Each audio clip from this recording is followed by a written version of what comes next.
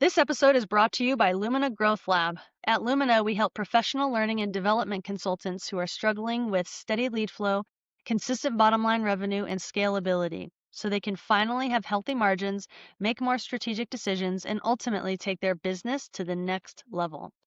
Most of the time, our clients come to us frustrated because nothing seems to work outside of word of mouth and referral-based growth. But with the right strategy and support, they're able to confidently add new channels of lead generation that create sustainable revenue and year-over-year growth for cheaper than ever before because of the use of AI technologies. If that sounds like you or someone you know, connect with me on LinkedIn and I'd be happy to have a conversation with you about unlocking your business's potential. Now, let's dive into today's episode. Welcome to the Marketing Matrix. I'm your host, Lisanne, and I am so excited to be here with you guys today. Today, we have the wonderful, talented, and beautiful Tina Campbell. Tina, thank you so much for coming on to the show today. Thanks. I'm really excited. Guys, I am seriously so excited to introduce you to this powerhouse of a woman. She has it all in spades. When I met her recently, and I was so impressed with her clarity and her tenacity and her passion for what she does, as well as her sense of humor. It was probably like one of the best introduction calls I've ever had. So I'm really excited for you guys to get to know her, and for her to have an opportunity to share her brilliance with you. But before I let her take it away, I'm going to introduce her, the formal piece of introduction. So, Tina Campbell is a results-driven entrepreneur, speaker, and business strategist with a proven history of cultivating relationships and building opportunities for success. With a passion for connecting people and businesses, she empowers entrepreneurs to articulate their unique value proposition and create top-of-mind awareness in competitive markets. As the co-founder of Free Enterprise Warriors, Tina supports veterans transitioning into entrepreneurship through coaching, advising, and connecting them with essential resources. Tina's extensive professional background reflects her dedication to excellence. She has held leadership roles in various sectors, including the owner at Corp Service Inc., an executive recruiter, a director of personnel and office services at Sumitomo Corporation, and a partner at Master Networks, which is a networking organization that fosters meaningful business relationships across industries. Tina's career demonstrates her ability to navigate diverse industries, manage complex operations, and drive success through strategic connections. Whether serving as a business matchmaker or delivering actionable insights as a speaker, Tina is dedicated to helping others achieve their goals. Now, if that doesn't make you excited to listen to Tina today, I don't know what would. So, Tina, again, thank you so much for coming on the show. Well, It's going to be a great conversation. So, from your own words, Tina, give us the lay of the land. Give us a little bit of a background of like why is I'm looking for here. Why Free Enterprise Warriors? Like what led up to this, and what is the mission with Free Enterprise Warriors, and what impact are you trying to make today? well, thank you. Thanks again. Thanks for having me. And one of the things that helps me out is doing podcasts like this with you, because every time you get a chance to talk about your mission and your vision, it just brings more clarity. So I just want to say thank you so much for having me. Like even your background, speaking to you, it's so interesting, right? And you get to the point you're like, okay, I'll do this. And then there's that really interesting fork in the road, right? That takes you down another one. And so I've had a lot of those kind of experiences where met this person and this person was like, let's go do this. And I just was like understanding that, I'm a lifelong learner and I wanted to find out more and more. I was curious. I'm a very curious person and I wanted to understand like, okay, what's next? What's out there? So it really happened with, won't go into all of the background, but certainly when I was working, in Sumitomo Corporation, a Japanese trading house, I was working for a company that's headquartered in Manhattan in New York. And I did HR for 25 years, so really worked up to being director. But most important part of that was that I was bringing people together as teams. And as you was also an HR background person, it takes skill sometimes and patience to bring people together to really work effectively. So that was the one piece of the pie. And then I also was an entrepreneur, meaning that I really took responsibility for my job, for my department, whether it was the people, the budgets, all of that. So when I was working as that entrepreneur, meaning inside of a company, I had the feeling like, "Oh, I want to get out and what is explore entrepreneurship."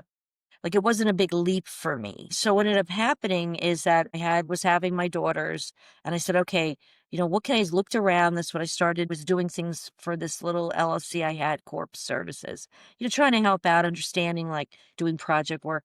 But then I had the great experience of, being introduced to my mentor and my uh, a great businessman, teacher, author, and that was Dave Jenks. And he and I, after he had written The Millionaire Real Estate Agent with Gary Keller of Keller Williams, he retired from there. And that's when we started this company, Free Enterprise Warriors. And we started that about 16, 17 years ago. And we were going to activate and reactivate businesses. What was keeping them from moving ahead, becoming sustainable, all of that. So that was quite a number of years ago. So we had that idea. He was a visionary and I was kind of the implementer. So I learned to be one of those kind of fractional COOs, as they call them, right? So whatever needed to get done. He could really go in and look at, a company. So I learned from the best. And the reason we called it Free Enterprise Warriors is because and then learning from him, I became very focused on the American free enterprise system and understanding that the piece of the pie that all of us can be a part of, and just becoming absolutely freaks about it. We were like, so we decided to name it Free Enterprise Warriors because obviously the free enterprise, but warriors, not to be warlike, but to be guardians. How do we be guardians of this, and how do we continue to help people to find success because it benefits us all? That's the difference from we I was having the conversation with you previously that before 250 years ago, when the United States came into being, there was no free enterprise. It was a finite pie, and people were warring over the pieces. They wanted to get the resources or whatever it was of each other's. I mean, now you can be in the mission of moving forward and actually getting a piece of the American dream. So that's where that whole thing started. And we were doing that. And his background obviously was a lot of real estate. So we were doing that for a lot of realtors, teams, and other companies. And then both of us were kind of brought into the Master Networks world, which was just starting. It was a national networking organization, but it was learning based and community minded. Everything was that way. And basically, they said to me, go start the New York, Connecticut region. And I was like, I don't know, what I'm doing. And basically, it was funny. Dave, my mentor, said, well, just figure it out. It's like, okay, what do I do? I was walking around, the mean streets of Westchester, New York, going, would you like to be in a networking group? And people are like, who's in it? And I said, me. I said, but I said, I have an idea. This is what it's going to look like. If you had that real clarity, that mission, that vision, and you're able to articulate it, that's what I realized, people will follow you. So along with that being said, fast forward, my mentor, my friend, Dave Jenks, he passed during COVID. And it was a big blow. And so I just said, okay, you know what? I need to really relaunch Free Enterprise Warriors as our company, as our baby. I didn't want to like let that go, even though I was working to grow this national networking organization. And so I did that, but I said, you know what? I really want to focus in on veterans because I think that they're underserved when they go from either active service or some of veterans that are doing Act Two of whatever it is that their journey is. So in that case, I relaunched Free Enterprise Warriors as an opportunity to help veterans start businesses or to work on the ones that they have, or just as an HR, person to give some mentoring back. Long story, sorry. No, don't apologize. This is amazing. I love it. I love what I love is listening to the journey.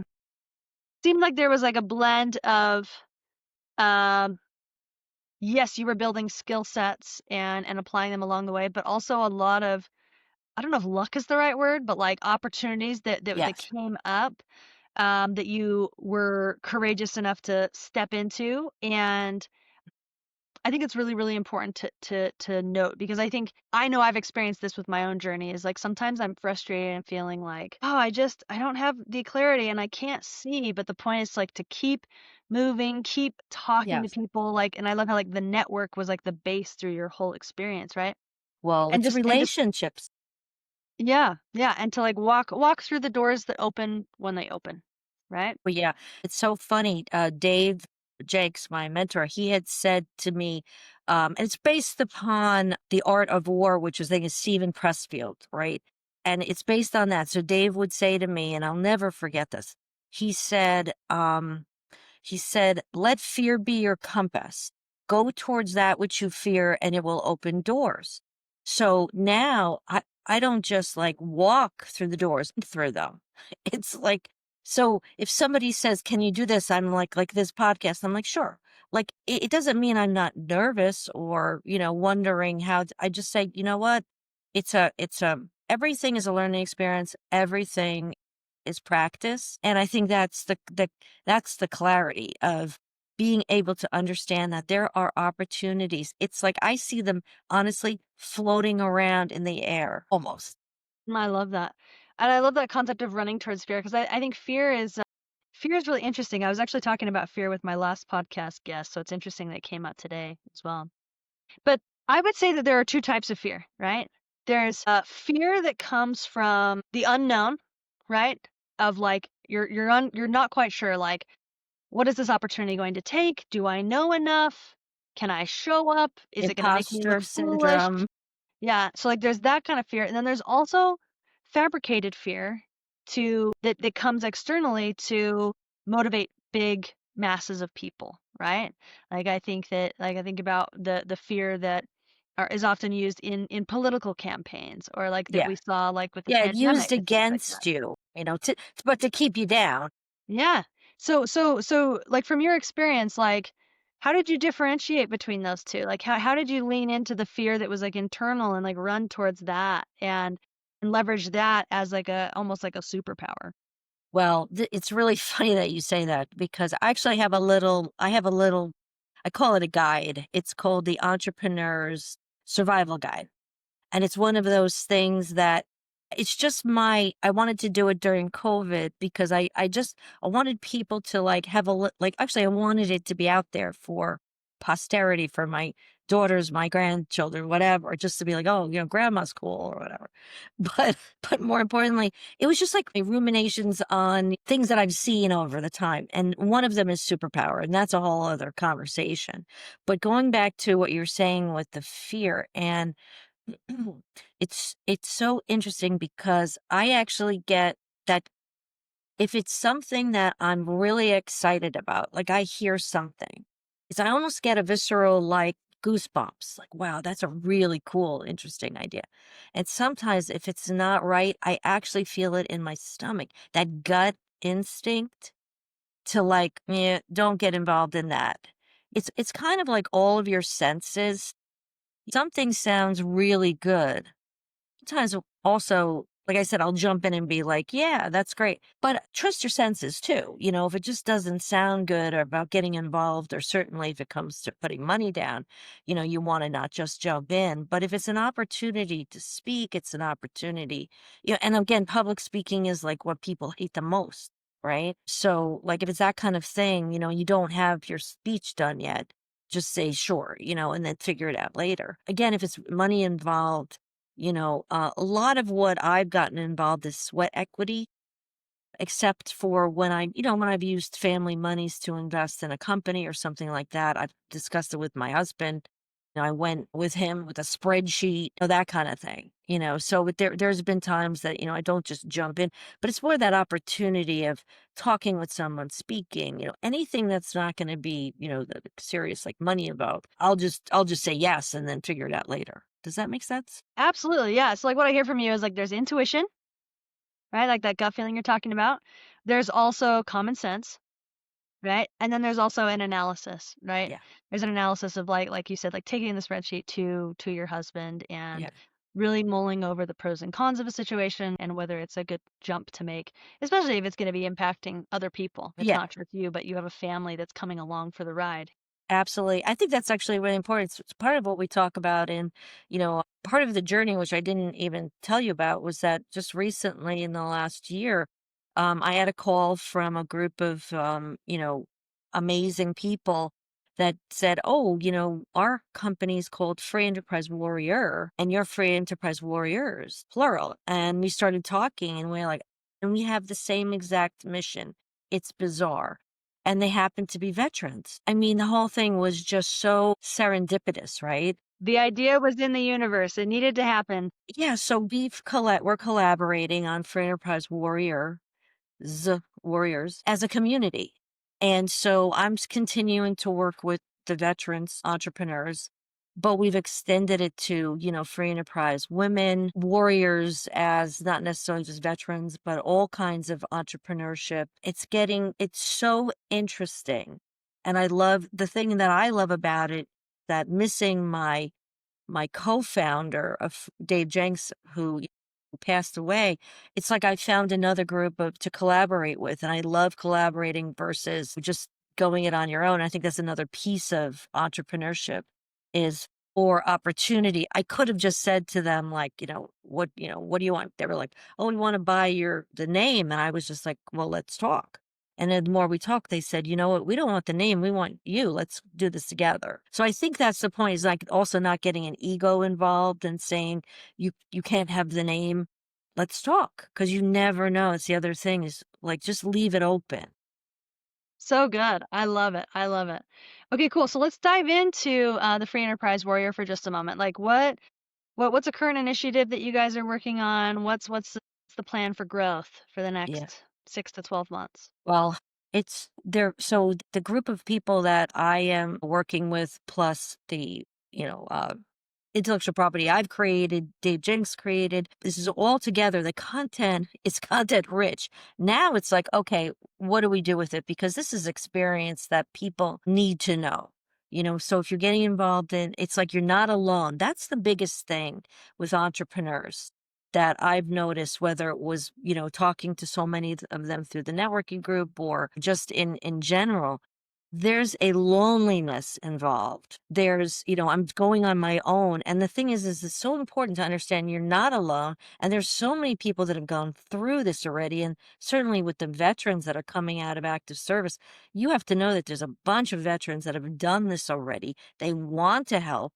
And I think it's really interesting too about entrepreneurs. So many of us, I think, um almost like ADD, right? We're like, where do we go? We're going here, we're going there, we're going everywhere. But what's nice about collaborating with a community, it's like people can help you really clarify your mission and your vision. And I think that's where we start. We're on the intersection of, where do we go now? How do we create something sustainable? Because you could start a business, even at home, or as we call them, Elm Street businesses, meaning you're in the beginning stages of starting something, whether, usually you don't have a brick and mortar and you want to get to the main street where you have employees, let's say, or you have a brick and mortar. And then the third street that we refer to is Wall Street. It doesn't mean that your business is on the NASDAQ. What it means is that you're looking for investors. But there's, how do you get from A to B to C? And maybe you start at B or you start C. It's a journey, but it's also very important to assess where you are on that. Where do I start? And that's where so many people like don't know. So we're through an assessment, a simple assessment, we can clarify which direction to start you on and who to be talking to. But it's a community. It's not like me, I'm the free enterprise warrior. You're a free enterprise warrior if you have the mindset on what it takes to start a business. I mean, we know that this is tough. I mean, people think, this is like, I get more freedom. And you and I both know, well, we might be working till the kids go to sleep at 8 and I'm working till 1 a.m. to start this, to get it going. So there's so many pieces. It's like the E-myth, right? The entrepreneurial myth, that Gerber wrote about. And you're sitting there and you're like, people have to understand the mindset of an entrepreneur, which is what we call the mindset of a free enterprise warrior. What are you willing to do to make this happen? That And I really feel like that's kind of the rough road that people don't realize, if you can get people set up with the right mindset to start, they're not surprised. totally, yeah. No, I really appreciate that. Even though I've been an entrepreneur now for it's my 8th year of being an entrepreneur, every time Congratulations. I thank you. Every time I start something new, right? Because like you say, like I have entrepreneurial ADD, like the rest of us, right? I'm Yeah. always like, "Oh my gosh," like the energy required to create the momentum to get something like off the ground is like I feel like the Wright brothers inventing the airplane for the first time. I mean, it is just like it's so much. Like it is so much.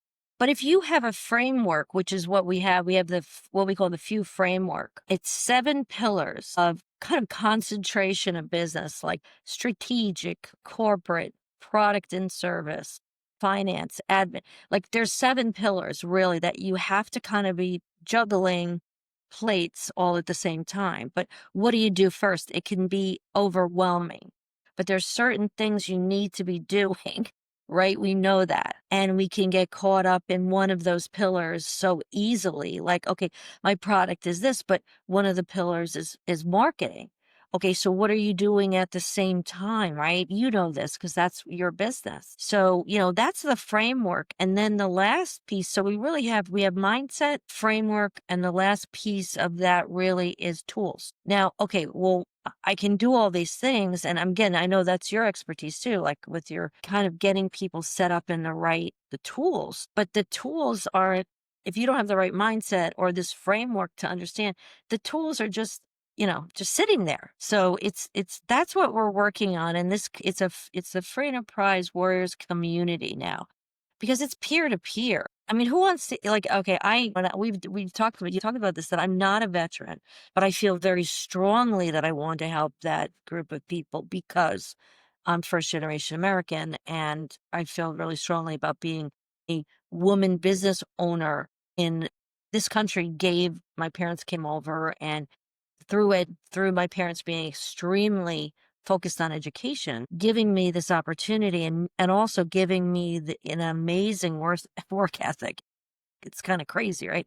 So now we've got those two things together. I could have done something or nothing with that, but I was able to, like, because this country was open and the free enterprise warrior American, economic system gave me the opportunity to make something out of nothing. So very strongly about that, and I feel like the veterans supported me in that, if it makes sense. I So love it. now it's what I wanna Yeah. give back to especially, and I love working with veterans, not only inside of Free Enterprise Warriors, but to bring them into a community where I hope that they'll feel really comfortable. Yeah. Well, and like you say, like providing resources for the foundation of the people that allow the rest of us to live free, right? I think it's a very, very smart and important service that is mission driven, but also like a need that's there as well, which is really, really powerful. Yeah, sure. So what do you feel like you're trying to create that's different than like other Right. either communities or coaching platforms? Like what sets this apart? Well, I really feel that it's the focus of the streets, so to speak. If I can give you this assessment, right, and you're taking this simple assessment and it just starts you on the right path, because what's happening is so much of the outside coaching programs and all that, it's kind of cookie cutter. Like, okay, hey, if you want to start a business, $99, and now we'll give you the tools. But it doesn't bring up those other things, which is, as I said, mindset, framework, and tools. Okay, so, but what if you're really your business and it's not growing, let's say, and you're like, well, where am I on this spectrum? Well, that's what we're going to be able to help you. And we're going to give you the right people to experts to help guide. And this is the thing, they're going to be part of the community too. So it's not like, this is going to be additional. It's going to be like, you want to talk to an expert, we gotta. Because again, those 7 pillars, I want you to understand that we never believed that Free Enterprise Warriors was a certain set of 6 or 7 people. We want to have people that are like, it's an umbrella. It's not me, Tina. I just happen to be a co-founder, but we could bring you in to be talking about all of this digital marketing and all of this. I mean, you're an expert. I don't want to be an expert of that. Right. So now we're like, okay, if you are deciding that you're starting a business, well, we'll give you to the right people. You'll be part of the community. You'll be able to ask questions. If you're a veteran starting a business, so talk to veterans that have started it, because there's all other kind of rules for them, regarding the SBA and all of that. So we want to bring people, real people who really understand that focus that that person needs. Does that make sense? Oh, totally, 100%. Yeah. Yeah. I love that. So it's like, I mean, it's a community with lots of resources, but what's being offered is very personalized to where they are in their journey, right? So, yeah, I love that. Super, super powerful. Like, what's some of the resistance or the stumbling blocks that you're facing in building this? I would love to drill into that for a minute. There is so much content between the group of people that I'm working with. It's deciding, and it's actually operational, getting it into the community as lessons, and then of course it's also, who we marketing to. It's just, it's the same that everybody, same challenges, let's say challenges that everybody else has. Okay, so wow, this is a great idea. This is overwhelming. And it's also that we're finding that there's so much that we can do through AI, but that's changing every day. So it's just the whole the community platform is interesting. It's creating those spaces inside the community that people again are going to be directed and it's almost information overload sometimes for even us. So how do we piece it together where it isn't overload? Because we know entrepreneurs can get overloaded like very quickly. And again, everybody's attention span is different these days. I mean, it's really even hard for me to sit through a webinar, 45-minute, whatever. I mean, I just find myself like, spacing out, or I start doing something, or I get, so how do we keep people on track and keep their attention? I love that. Organization and retention, right? I mean, Yeah. those are Well, tough. you know what it is? It really comes down to, one word, engagement. How do you keep people engaged? And that's the big question. I mean, if we could answer that, we and certain people do. Obviously, there's people out there that are amazing. And that's what we want to provide. We also want to be a product of the product. That is super important. Like if you have a business, doesn't matter what business it is or service, be a product of the product. Call yourself and find out what your voicemail message says. This drives me crazy. Such good advice.